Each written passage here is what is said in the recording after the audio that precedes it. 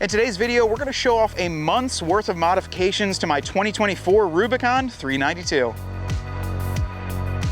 Before we get too far, today's video is sponsored by Onyx Off-Road. As we finish up our 2024 Rubicon 392 build, we're going to be using Onyx Off-Road to help us explore all sorts of different areas throughout the country. We attend a lot of shows from everywhere from Tennessee all the way down to Florida, and we utilize Onyx Off-Road to help us find trails that we didn't even know existed. They have really intuitive mapping systems allowing you to see what color and ranking the trails are, even to post up trail reports with your own photos to see how difficult they might be. Onyx Off-Road is a channel sponsor, and we're very big fans of their application, as well as the fact that it's Apple CarPlay and Android Auto compatible and works great on our Jeeps. If you guys want to save a little bit of cash on an Onyx Off-Road subscription, be sure to use the code DRC20 and help support your boys. Now this is, I don't know, probably my 20th Jeep or so at this point, and probably one of the most exciting for us. This is a 2024 Rubicon 392 in the limited Bikini Pearl Clear Coat, and we did pick this up probably the end of January, so we really haven't even had it that long. And initially when I picked this Jeep up, I had other plans when I picked this one up. I traded in my high velocity. I was looking at a couple other Jeeps and ultimately decided on this one because, let's be honest, the color looks amazing. I love the 392 and I knew that it was going to be kind of a limited run. A lot of the time I almost wish I would have kept my high velocity for a couple reasons, but first,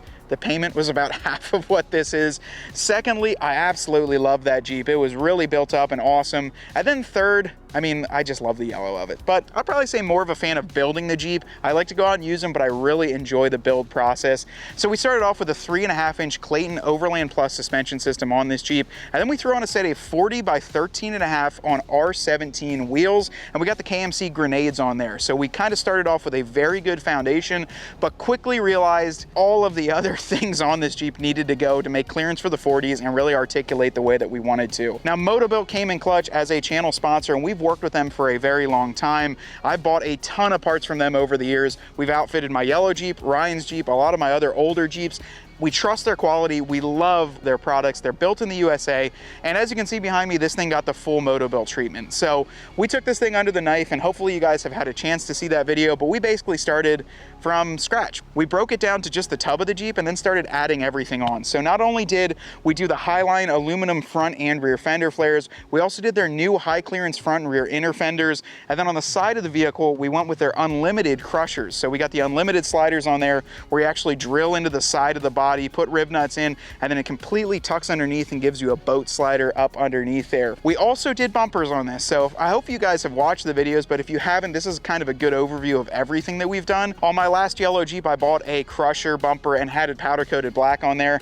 On this one, we went with their Micro Series bumper, so we actually tucked it in very nicely and then decided to add on the back of it some of their lower corner guards, which I think we'll have to order a set for Ryan's Jeep because you really like that look on the back. But we got the whole corner guards underneath there. You have to rib nut and put a couple bolts in, but really wanted to tuck that back end in. And how much more are you going to tuck it in than deleting the 40-inch tire? Everyone's been asking me, Matt, I know you ran a 40-inch tire on the back. What are you going to do now that it's gone? We've got a couple plans in the works. We're looking at some hitch-mounted options. We're looking at some options that go inside the cab. But because of this, we've got to kind of figure out where we want to set it. We added the Motobilt Tailgate. So that was a brand new product. We actually were one of the first people to see it down in Daytona, and I knew immediately after seeing it I had to have it on this Jeep. So we installed the Motobilt Tailgate, which is fully boxed in. You have to trim it out a little bit to get it installed. It does go on very nicely, and I gotta say, I'm in love with the thing. And that's another thing I wanted to do a quick caveat, and Ryan knows behind the camera as much as I do.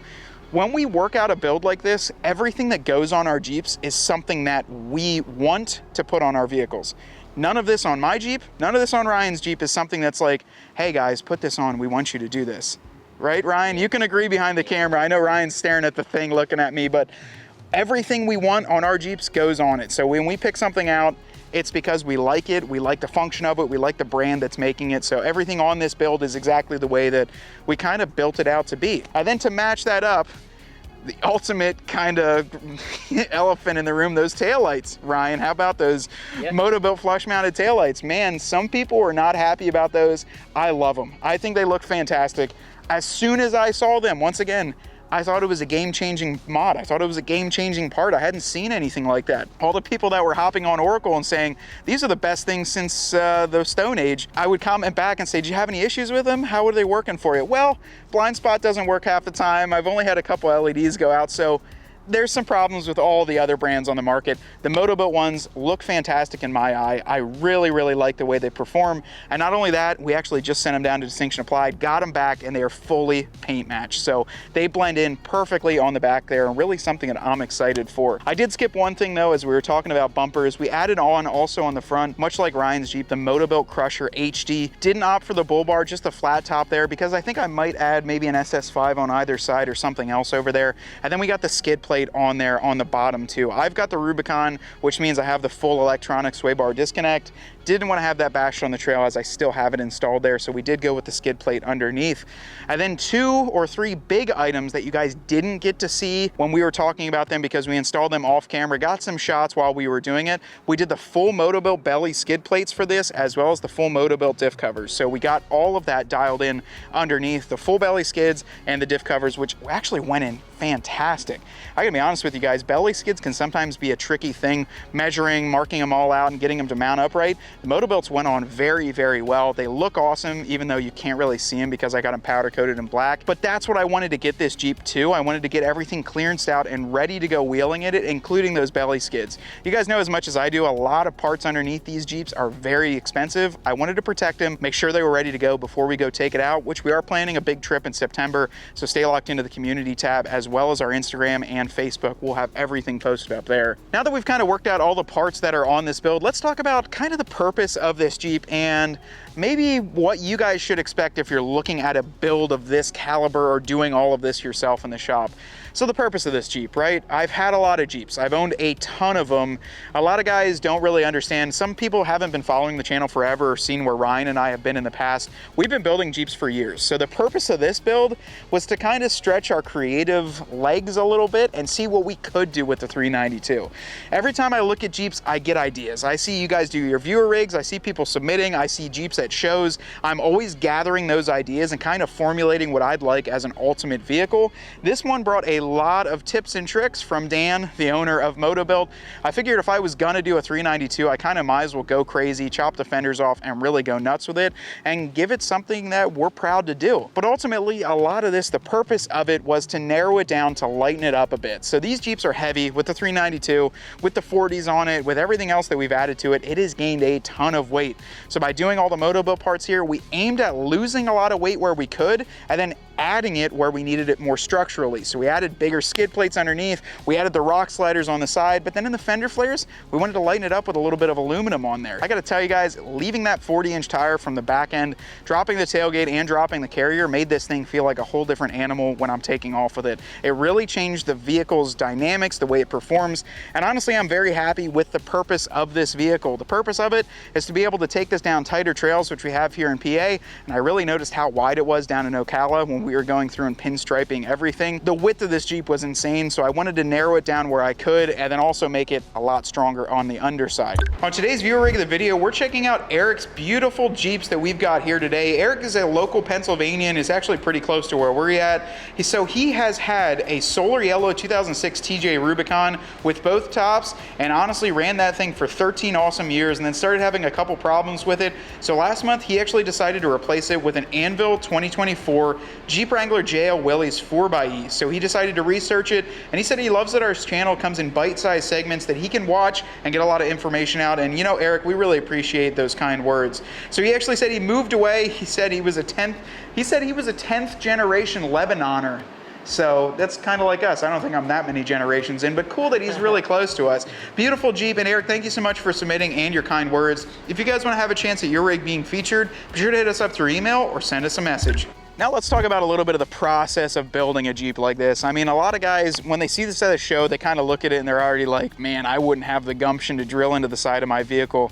I wouldn't do that to mine, but a lot of guys are like, man, that's badass. So when we started this thing, you got to understand that there is a lot that goes into a build like this, and it's just Ryan and I. My dad will come out to the shop a little bit to help, but it's Ryan and I in the back of the property in a shop trying to schedule all this, fit it, get it shot on camera, and then ultimately release it on YouTube as well so you guys can follow along with the series. So setting setting this down, we pulled it down to the shop and first had it there for about a week as we did the teardown. I mean, there's a lot to tear off of this thing and a lot that I didn't get to show you on camera. Pulling off the front bumper, the rear bumper, the fender flares, the rock rails, all that fun stuff got pulled off of there. And then my Jeep was undrivable. So we kind of had to get it to a point where, hey, we're ready to shoot this.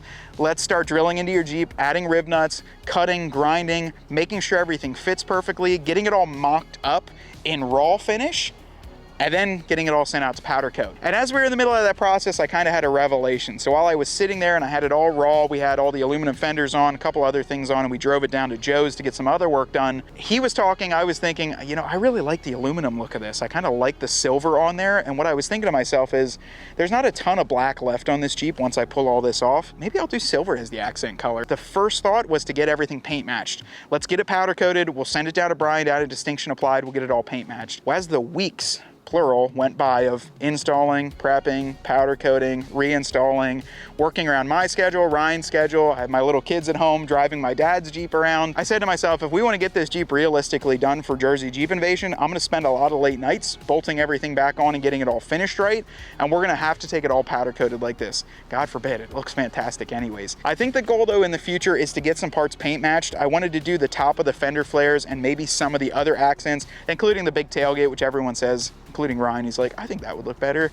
He's giving me crap as we're driving down to New Jersey. Oh, big guy, your tailgate looks like crap. We're literally leaving for New Jersey. Yeah, I think you could do that. Yeah, he sends it on Siri. I was like, you're user 9X4Z that's constantly giving me crap on here. No, but we are gonna get some stuff paint matched. You just gotta really plan out a build like this because this is, I mean, I have one other vehicle. It's an old plow truck that I drive, but you've gotta make sure that your vehicle can be down for quite some time. And then you're gonna run into some issues. We didn't have any fitment issues with what we have here, but I snapped a body bolt, a riv nut spun on me.